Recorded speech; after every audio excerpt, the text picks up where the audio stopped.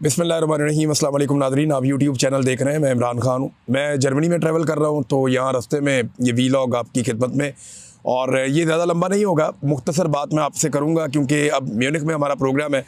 मैं उधर जा रहा हूँ। मे बी जब आप ये वीलॉग सुने उस वक्त हमारा प्रोग्राम चल रहा हो या ख़त्म हो रहा हो। और इसके बाद फिर हम जाएँगे डेनमार्क में। डेनमार्क में भी एक प्रोग्राम है ह्यूमन राइट्स के हवाले से। पाकिस्तान के अंदर जो मैंडेट के साथ किया गया, जो ह्यूमन राइट्स की वायलेशन हो रही हैं, जो फ्रीडम ऑफ स्पीच है, हमें सबको अपने अपने तौर पे आवाज़ उठानी है और ज़ोर लगाना चाहिए। मैं अपने हिस्से की ड्यूटी कर रहा हूँ। नाज़रीन, एक तो ये जो पाकिस्तान की अफवाज हमेशा से ये कहती हैं कि हमारा सियासत में कोई किरदार नहीं है। सियासत में इतना घटिया किरदार कभी हमने देखा ही नहीं था फ़ौज का, जो अब हम देख रहे हैं। यानी डिक्टेटर्स के अदवार में भी कुछ थोड़ा बहुत कुछ चीज़ें, कुछ ओले बाकी रह जाते थे, अब तो वो भी नहीं रहे।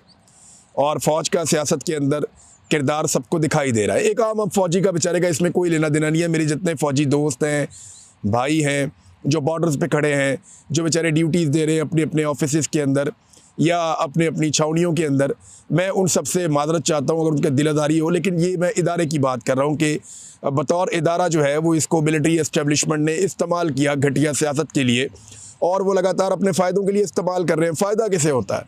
फ़ायदा हो जाता है एक जर्नैल को, फ़ायदा हो जाता है एक ऐसे जर्नैल को जो बुज़दिल है, जो डर जाता है, जो परेशान हो जाता है। वो फ़ायदा उठाता है, कभी मार्शल लॉ लगा देता है, कभी कोई और घटिया हरकत करता है। लेकिन इसका नुकसान किसे होता है? मेरे ख्याल में पाकिस्तान से ज़्यादा नुकसान इसका इदारे को होता है। उस इदारे को जिसको एक प्रोफेशनल इदारा होना चाहिए, उस इदारे को जिसका काम सिर्फ हिफाजत करने का है, और उस इदारे को सियासत जैसी चीज़ के अंदर इन्वॉल्व नहीं होना चाहिए और ऐसी घटिया सियासत कर दी नहीं चाहिए। देखिए, आसिफ मुनीर साहब ने ना एक बहुत बड़ी गलती भी कर दी है। इस बात को हमें अपने दिमाग में रखना पड़ेगा। गलती क्या की, जो एक फ़ौजी होता है या जो एक जर्नैल होता है, उसके पास जो सबसे बड़ी ताकत होती है वो ये होती है कि लोग उसे बहादुर और दिलेर समझते हैं। यही सबसे बड़ी चीज़ होती है ना। किसी भी फ़ौजी डिक्टेटर के पास या किसी भी फ़ौजी जर्नैल के पास या किसी भी फ़ौजी ऑफिसर के पास जो बाकी लोगों से मुख्तलिफ एक चीज़ होती है, जो उसे बाकी लोगों से अलग करती है, मुमताज़ बनाती है, वो लोगों में उसकी एक मिथ होती है कि ये डरता नहीं है, ये दिलेर है, ये बहादुर है, ये मुकाबला करने वाला है, ये सख्त जान है, ये कुर्बानी देने के लिए तैयार हो जाएगा, ये पीछे नहीं हटता, ये डट जाता है, डरता नहीं है। ये फ़ौजी के बारे में अमूमी तौर पे तासुर ये होता है। तो आसिम मुनीर साहब ने ये जो गलती की, इससे उन्होंने अपनी मिथ तोड़ दी। वो जो एक बहादुरी वाली मिथ है ना, वो उन्होंने खुद ही तोड़ ली अपनी, और ये अपने आप को बहुत बड़ा डैमेज किया उन्होंने। ISPR बेचारा नगमे बना बना के वो थक जाते हैं, वो बहादुरी के किस्से बता बता के थक जाते हैं। फ़ौजी कुर्बानियाँ दे रहे हैं, बॉर्डर पे शहीद हो रहे हैं। इतनी बहादुर फ़ौज का क्या कोई इतना बुज़दिल सपा सलार हो सकता है कि वो इस्तिस्ना मांग ले? कौन सा हमारा मुस्लिम तारीख उठाकर देख ले, कौन सा जर्नैल है जिसने इस्तिस्ना मांगी थी? इस्तिस्ना तो कोई नहीं मांगता। हज़रत खालिद बिन वलीद रज़ियल्लाहु ताला अन्हु का मामला सीधा हज़रत बिलाल आए और वहीं पे हो गया, और जो उनके साथ हुआ वो सारी दुनिया में तारीख़ की किताबों में लिखा हुआ है। उन्हें माज़ूल कर दिया गया, हटा दिया गया उनके ओहदे से। क्या उनसे बेहतर जर्नैल है कोई? बेशुमार और मुसलमानों के तो तारीख़ बड़ी बड़ी है, लड़ने वालों से, जर्नैलों से, बड़े बड़े शानदार लोग थे। लेकिन इस्तिस्ना किसने मांगा था? इस्तिस्ना तो मांगता है डरा हुआ आदमी, इस्तिस्ना तो मांगता है बुज़दिल आदमी, जिसके दिल में चोर होता है। यानी जिसके दिल में चोर नहीं है, जिसे कोई डर नहीं है। यानी मैंने कल एक हॉल में इतने लोगों से पूछा आपको इस्तिस्ना चाहिए? उन्होंने कहा नहीं चाहिए। मैंने कहा जी क्यों नहीं चाहिए? उन्होंने कहा जी इसलिए नहीं चाहिए कि हमने कुछ किया ही नहीं, हमें किसी का खौफ ही नहीं है। लेकिन आपके आर्मी चीफ की वो मिथ, जो एक वो कैरी उनको करना चाहिए था, बदकिस्मती से उन्होंने अपनी ये मिथ तोड़ दी है। फ़ौज की या फ़ौजी की सबसे बड़ी जो ताकत होती है वो उसका दिलेर होना, जो लोग समझते हैं कि वो दिलेर है, वो होती है। आज आसिम मुनीर साहब ने अपनी वो मिथ गवा दी है, और ये मिलिट्री एस्टेब्लिशमेंट की घटिया आइडियाज़ थे कि इमरान खान से बचना है या सियासतदानों से बचना है, तो बचने के लिए आपको इस्तिस्ना ले लेना चाहिए, वो भी ताहयात। ये बड़ी वाहियात तजवीज़ थी जिसने भी दी थी, लेकिन फ़िलहाल दे दी देने वाले ने। सदर पाकिस्तान के लिए वो मांग रहे थे जी पूरी ज़िंदगी का सदर पाकिस्तान का भी इस्तिस्ना। यानी जितनी देर वो सदर रहेगा, सदर के ओहदे पे रहेगा, तब तक के लिए उसके जो कारनामे हैं या उसके जो मामलात हैं उनमें उसको इस्तिस्ना मिलता है। ये तो एक चले लिखी पड़ी पुरानी बात है। हमें तो उस पर भी एतराज़ था कि यार इस्तिस्ना होता क्या है, आप किसी आदमी को क्यों दे सकते हैं कि भाई अब कानून से बालातर हो गया इसलिए कि क्योंकि ये सदर बन गया है, इसको मुंतखब कर लिया गया है, अवामी नुमाइंदा होता है ना, अवाम के ज़रिए से ही आता है, तो ये कैसे हो सकता है कि आप उसे इस्तिस्ना दे दें। लेकिन दिया, ठीक है, कौम अभी उसको हज़म कर रही थी, अचानक पता चला जी सिर्फ उसकी नौकरी के दौरान नहीं होगा जी, हम ताहयात लेना चाहते हैं। ये वाहयात चीज़ जो है वो ताहयात लेना चाहते हैं कि जब तक सदर मर नहीं जाएगा तब तक उसको इस्तिस्ना हासिल रहेगा। आपको पता है इन्होंने मुस्तकबिल में किस चीज़ का दरवाज़ा खोल दिया, मैं आपको भी बताता हूँ। किसी भी करप्ट और बेईमान और फ्रॉडिये बंदे ने वज़ीर आज़म पाकिस्तान बन के मुल्क का बेड़ा गर्क करना है ना और लुट मार करनी है, तो उसको चाहिए पहले एक दिन के लिए सदर पाकिस्तान बन जाए। समझ आई आपको मेरी बात? फिर उसको ताहयात इस्तिस्ना रहेगा। यानी नवाज शरीफ को ये एक दिन के लिए सदर पाकिस्तान बनाए, उसके बाद जिस दिन तक नवाज शरीफ साहब इंतकाल नहीं फरमाएंगे उस दिन तक नवाज शरीफ साहब को इस्तिस्ना रहेगा, जितनी मर्जी लुटमार करें, ना कोई एवन फील्ड अपार्टमेंट्स का पूछ सकता है, ना कोई पनामा लीक्स का पूछ सकता है, ना कोई और सवाल कर सकता है। मियाँ साहब दियाँ सत्ते खैरा। कोई भी आदमी बिलावल जरदारी को वज़ीर आज़म बनाने से पहले आसिफ जरदारी को ये चाहिए कि एक दिन के लिए बिलावल जरदारी को पहले सदर बना दें, ताकि सारी ज़िंदगी के लिए बिलावल के ऊपर कोई मुकदमा ना हो सके। ज़िंदगी भर का इस्तिस्ना मिल गया ना। इसी तरह जो आपका ये वज़ीर आला जिनको बनाते हैं सिंध का, या जो अपने इनके करीबी लोग हैं, उन सबको एक एक दिन के लिए सदर बनाएं और सारी ज़िंदगी का इस्तिस्ना उनको दिलवा दें। कैसा रास्ता खोला इन्होंने, आप ये देखें। ये माफियाज हैं और ये अपने लिए रास्ता बनाते हैं। इस पूरी तरमीम में आम आदमी के लिए क्या, आगे चल के हम बात करते हैं। शहबाज शरीफ साहब जनाब आज़रबाईजान से आए और आकर उन्होंने ट्वीट दागा। कहते हैं जी आज़रबाईजान से वापसी पर मुझे बताया गया कि मेरी पार्टी के चंद सेनेटर्स ने वज़ीर आज़म के इस्तिस्ना के हवाले से तरमीमी शिक सेनेट में पेश कर दी, जो काबीना से मंजूर शुदा मुसवदे में शामिल नहीं थी। मुअज़्ज़िज़ सेनेटर्स के खलूस का शुक्रिया अदा करते हुए मैंने उन्हें यह तरमीम फिलफौर वापस लेने की हदायत की है। मुंतखब वज़ीर आज़म यकीनन कानून और अवाम की अदालत में जवाबदेह है। एक तो शहबाज शरीफ साहब ने इस ट्वीट में दो बातें बिल्कुल गलत की हैं, फैक्चुअली रॉन्ग है। मुंतखब वज़ीर आज़म का लफ्ज़ जो उन्होंने इस्तेमाल किया, तो शहबाज शरीफ साहब आप मुंतखब वज़ीर आज़म नहीं है। आपको 17 सीटें मिली थी और पाकिस्तान की मिलिट्री एस्टेब्लिशमेंट ने, आसिम मुनीर वगैरह ने, इन सब ने मिलकर आपको इलेक्शन कमीशन ऑफ पाकिस्तान के साथ आपकी सीटों में इजाफा किया। आपको जाली फार्म 47 दिलवाए गए, जिसके बाद आपको मिल गया इक़्तिदार। अब आप आ गए इक़्तिदार में और ये जाली इक़्तिदार है और इसके ऊपर आप कब्ज़ा करके बैठे हुए हैं। तो नंबर एक, आप तस्हीह फरमा लें कि आप मुंतखब वज़ीर आज़म नहीं हैं और ये बात पूरा पाकिस्तान, बच्चा बच्चा पाकिस्तान का जानता है। नहीं यकीन आता, बाहर निकलो, पूछो लोगों से, लोग आपको बता देंगे। दूसरा, एक चीज़ और ज़हन में रखें कि इन्होंने कहा कि कानून और अवाम की अदालत में जवाब दे। पाकिस्तान में तो अदालतें ही ख़त्म हो गई हैं, कौन सी अदालत में जवाब दे? क्या किसी वज़ीर आज़म को अब किसी अदालत में जाकर जवाब देना पड़ेगा? इंसानी हकूक़ का मकबरा बना हुआ है सुप्रीम कोर्ट ऑफ पाकिस्तान के बाहर। अमली तौर पे अदालतें ख़त्म हो गई हैं। अब उन जजों पर मुश्तमिल एक आईनी अदालत बनाई जाएगी, जिन जजों को कौन बनाएगा? सियासतदान बनाएंगे।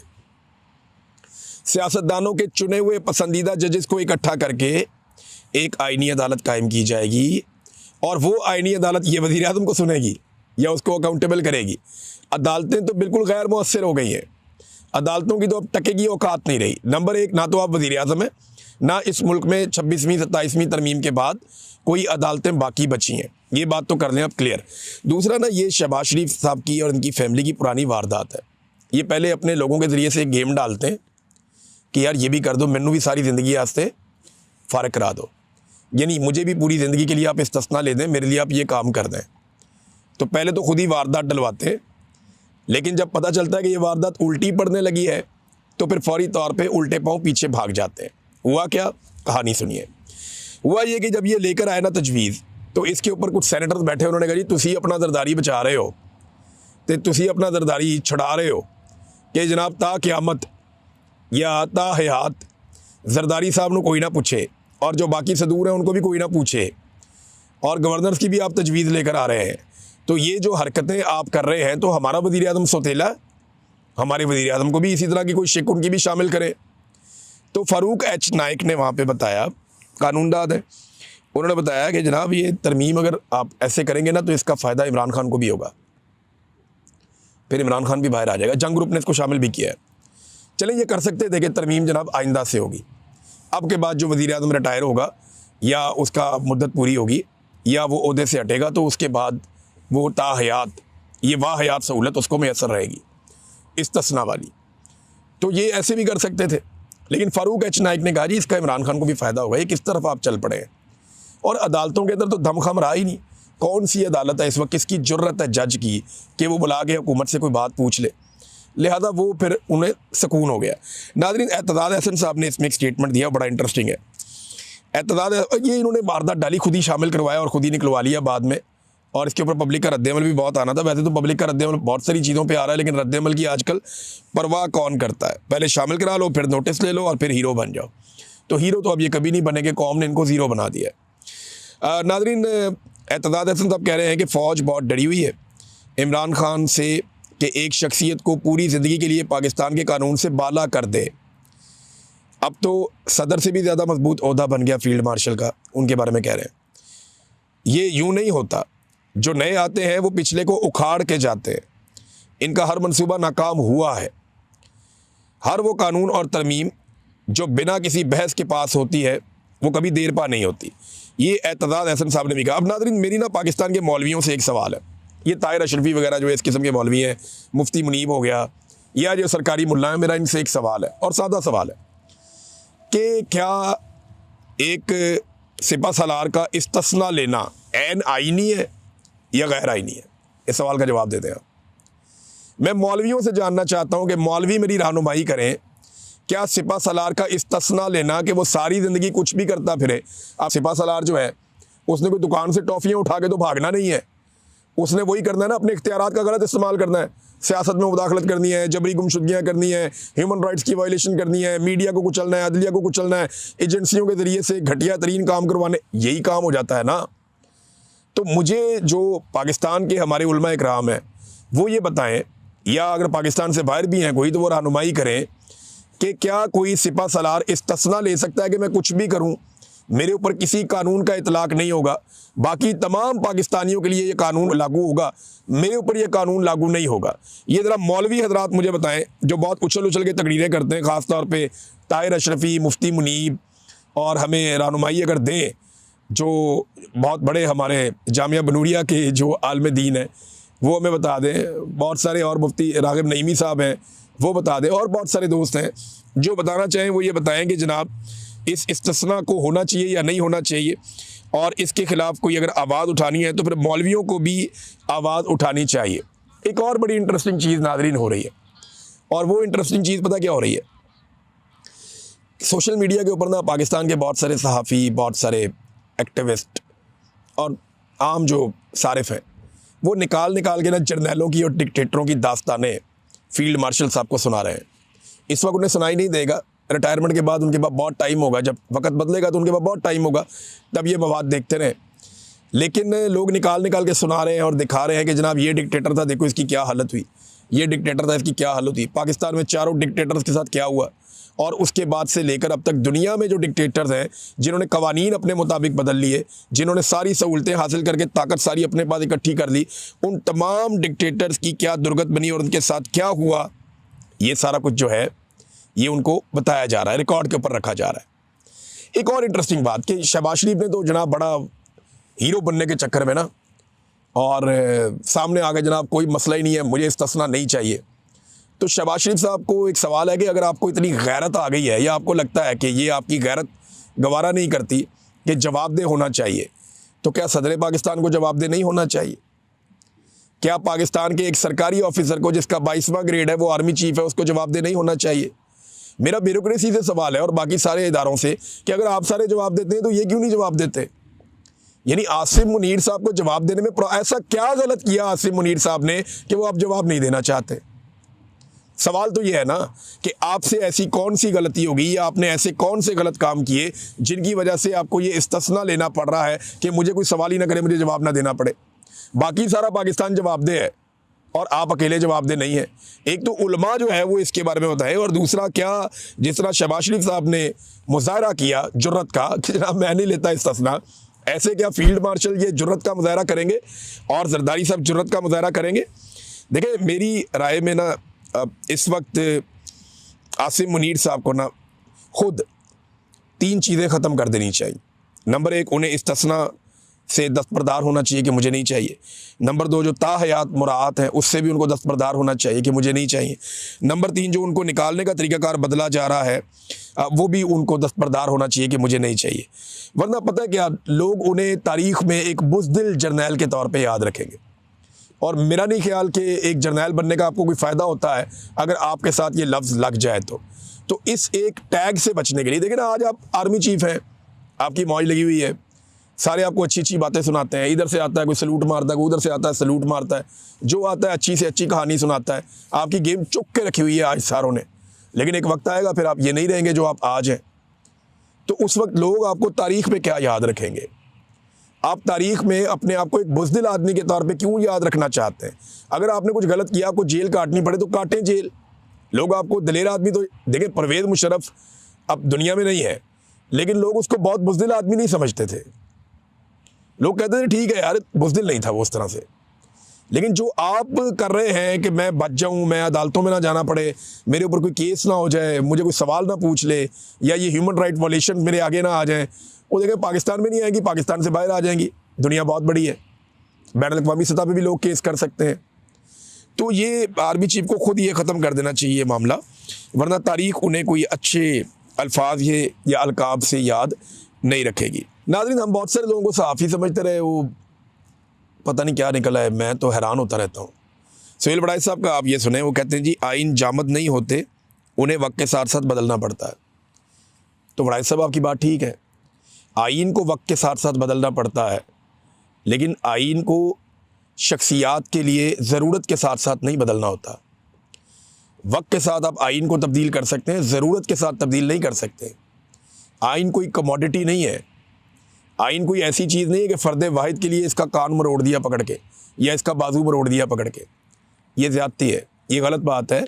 अगर सहाफ़त करनी है तो पूरी बात हमें सबको करनी चाहिए कि जनाब फ़र्द वाहिद के लिए जब आप ये चीज़ें करते हैं तो तारीख़ भी इसको गलत समझती है और इसके असरात भी गलत आते हैं। अवाम को क्या मिला इस आइनी तरमीम में?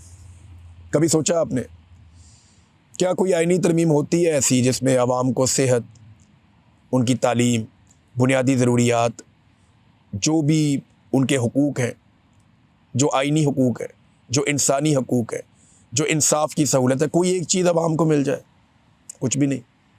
ना लोगों के लिए इस आइन में रोटी है, ना कपड़ा है, ना मकान है।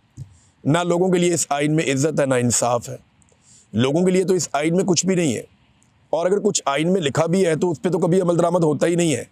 ये आइन की जो किताब है ना, ये बड़े बड़े लोगों के इक़्तिदार के ऐवानों के रास्ते क्लियर करने के लिए, ये उन लोगों को सहूलत फ़राहम करने के लिए। इसके अलावा मुझे इस आइन में आम आदमी के लिए कुछ दिखाई नहीं देता, कुछ भी नज़र नहीं आता।